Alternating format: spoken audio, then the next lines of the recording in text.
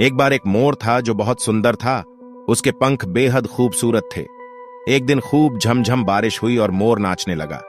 नाचते हुए वह अपनी खूबसूरती को निहार रहा था, पर अचानक उसका ध्यान उसकी आवाज पर गया, जो कि बेहद बेसुरा और कठोर था।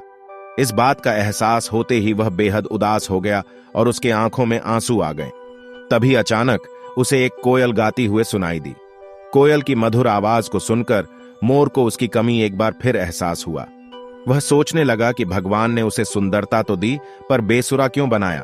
तभी एक देवी प्रकट हुई और उन्होंने मोर से पूछा, मोर, तुम क्यों उदास हो? मोर ने देवी से अपनी कठोर आवाज के बारे में शिकायत की और उनसे पूछा, कोयल की आवाज इतनी मीठी है पर मेरी क्यों नहीं, इसलिए मैं दुखी हूं। अब मोर की बात सुनकर देवी ने समझाया, भगवान के द्वारा सभी का हिस्सा निर्धारित है। हर जीव अपने तरीके से खास होता है। भगवान ने उन्हें अलग अलग बनाया है और वे एक निश्चित काम के लिए हैं।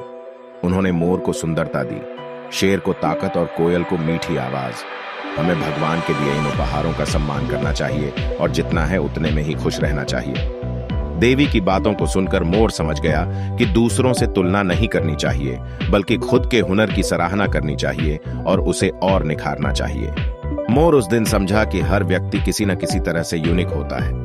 तो दोस्तों, इस कहानी से हमें यह शिक्षा मिलती है कि खुद को स्वीकार करना ही खुशी का पहला कदम है। जो कुछ भी आपके पास नहीं है, उसके लिए दुखी होने के बजाय आपके पास जो है उसे स्वीकार करें।